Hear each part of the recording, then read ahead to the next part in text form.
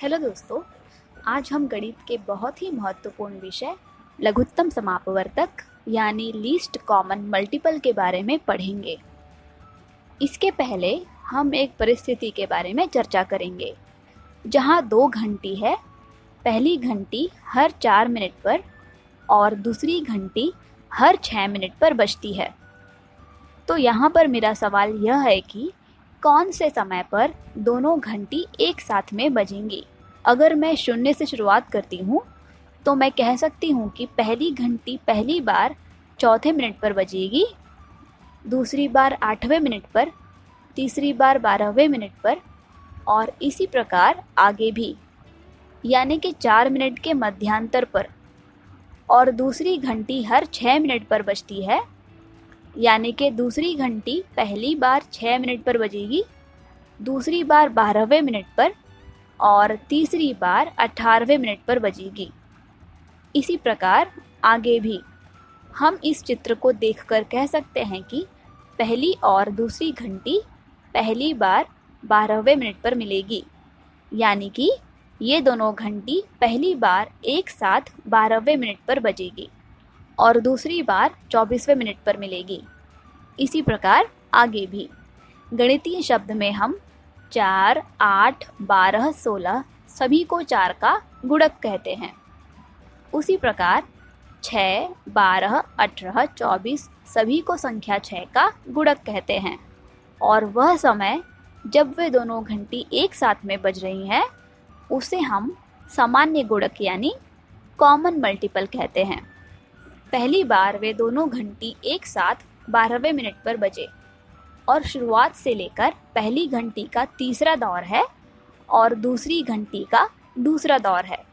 तो यहाँ पर 12 को 4 और 6 का लस यानी एलसीएम कहते हैं, यानी कि 12 ही वह पहली संख्या है जो 4 और 6 की सामान्य गुणक है। तो ये सबसे आसान तरीका है जिससे हम छोटी संख्याओं का लस यानी एलसीएम निकाल सकते हैं।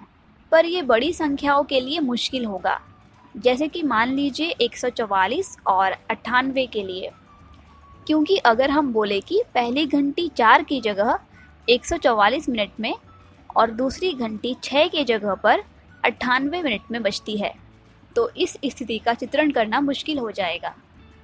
तो लस ज्ञात करने का हमारा दूसरा तरीका है गुणन विधि।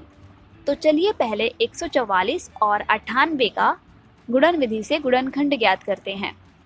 तो गुणनखंड करने के बाद 144 को हम इस तरह से लिख सकते हैं 2 गुणे 2 गुणे 2 गुणे 2 गुणे 3 गुणे 3, जिसे वापस से हम इस तरह से लिख सकते हैं 2 के घाते 4 गुणे 3 का वर्ग। और 98 को 2 गुणे 7 गुणे 7 इस तरह से लिख सकते हैं, यानी कि 2 के घाते 1 गुणे 7 का वर्ग। यह विधि कहती है कि लस ज्ञात करने के लिए हमें उच्चतम घात के साथ उसके सामान्य और असामान्य गुणक का गुणनफल लेना होता है। तो अगर हम कुछ समय के लिए घात को भूल जाते हैं तो हम यहाँ देख सकते हैं कि दोनों में संख्या 2 सामान्य है, जो कि 144 और 98 दोनों में है। तो हम यहाँ 2 को एक बार लेंगे और 3 तथा 7 असामान्य संख्याएं हैं, तो हम लिखेंगे 2 गुणे 3 गुणे 7। और साथ ही में हमें 2, 3 और 7 का उच्चतम घात भी लेना है। तो जैसा कि हम देख सकते हैं कि 2 के पास घात 1 है और 4 है, तो इसका मतलब यह है कि 2 का उच्चतम घात 4 है और 3 का उच्चतम घात 2 और 7 का उच्चतम घात भी 2 है। इसलिए 144 और 98 का लस बराबर 2 के घाते 4 गुणे 3 का वर्ग गुणे 7 का वर्ग बराबर 7056 है। ध्यान दीजिए, गुणनखंड करते समय हम महत्तम समापवर्तक मस यानी HCF भी निकाल सकते हैं। दो संख्याओं का मस यानी HCF सबसे बड़ी संख्या है जो कि उन दोनों संख्याओं को विभाजित करती है। चलिए 4 और 8 का केस याद करते हैं। 4 को 1, 2 और 4 से विभाजित कर सकते हैं और 8 को 1, 2, 4 और 8 से विभाजित कर सकते हैं। और इन भाजकों में से 1, 2, 4 दोनों में समान है। 4 इनमें से 4 और 8 का उच्चतम भाजक है, जो कि 4 और 8 दोनों को विभाजित करता है।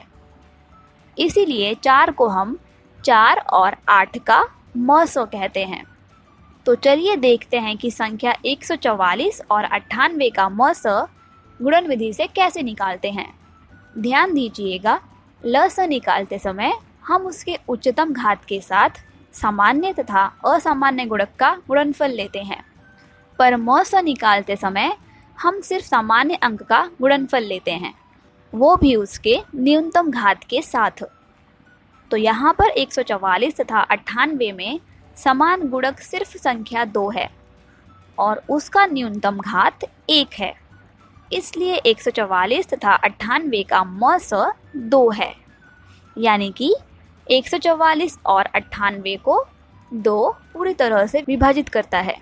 एक और महत्वपूर्ण तथ्य, जब भी हम किसी संख्या का गुणनखंड करते हैं तो हमें अभाज्य संख्या के रूप में गुणक मिलता है। जैसे कि यहाँ हम देख सकते हैं, हमने 144 और 98 का गुणनखंड किया, हमें गुणक अभाज्य संख्या के रूप में मिले, क्योंकि 2, 3, 7 ये सभी अभाज्य संख्याएं हैं। तो इस विधि को हम अभाज्य गुणनखंड विधि कहते हैं। इसे अंकगणित के मूल सिद्धांत यानी फंडामेंटल थ्योरम ऑफ अरिथमेटिक के रूप में भी जाना जाता है। यहाँ पर हमारे पास 144 और 98 दो संख्याएं हैं और हमने मस 2 और लस 7056 ज्ञात कर लिया है। यहाँ पर अगर हम 144 और 98 का गुणा करें तो हमें 14112 मिलेगा। उसी तरह अगर हम मस और लस का गुणनफल लेंगे तो हमें 14112 यानी कि समान उत्तर मिलेगा। तो यहाँ पर हम निष्कर्ष निकाल सकते हैं कि किसी भी दिए गए दो संख्याओं का गुणनफल उसके मस और लस के गुणनफल के बराबर होता है। ये किसी भी दो पूर्णांक संख्याओं के लिए सत्य होगा। अर्थात सामान्य रूप में a और b कोई भी पूर्णांक संख्याएं हैं तो उनका गुणनफल उनके लस और मस के गुणनफल के बराबर होगा। तो दोस्तों, अब हम मस और लस कैसे ज्ञात करते हैं यह जान गए हैं और हमें इनके संबंध के बारे में भी पता है। तो यहाँ पर शायद अलग अलग प्रकार के प्रश्न भी हो सकते हैं, जैसे कि हमें दो संख्याएं दी गई हैं और हमें उनका मस और लस ज्ञात करना होगा और साथ ही उनका संबंध भी ज्ञात करना होगा। और कभी कभी दो संख्याएं और उनका मस दिया गया होगा और हमें उसका लस ज्ञात करना होगा। तो चलिए मानते हैं कि 15 और 9 दो संख्याएं दी गई है और इनका मस 3 दिया गया है, तो हमें यहाँ पर लस ज्ञात करना है। चलिए इसे सरल करते हैं। ये संबंध बोलता है कि दो संख्याओं का गुणनफल उसके मस और लस के गुणनफल के बराबर होता है।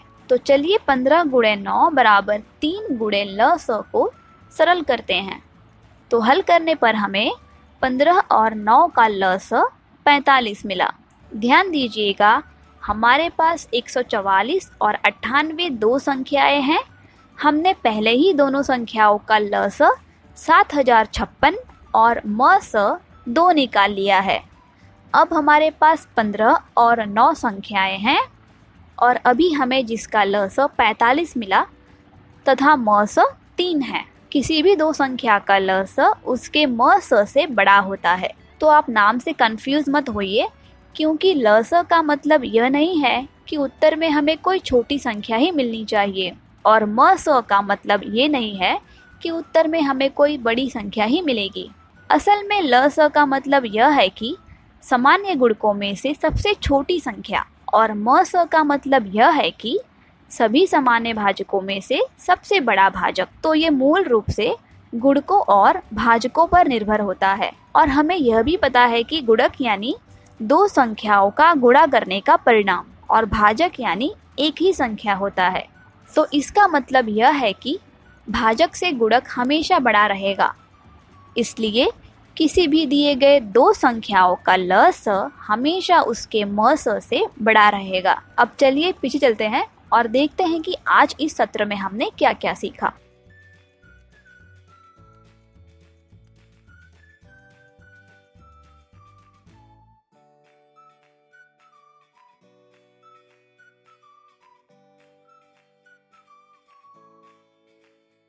तो दोस्तों हम उम्मीद करते हैं कि आपको हमारा यह वीडियो अच्छा लगा होगा, और अगर ये वीडियो अच्छा लगा है तो आप इसे लाइक कर दीजिए, दोस्तों में शेयर कर दीजिए।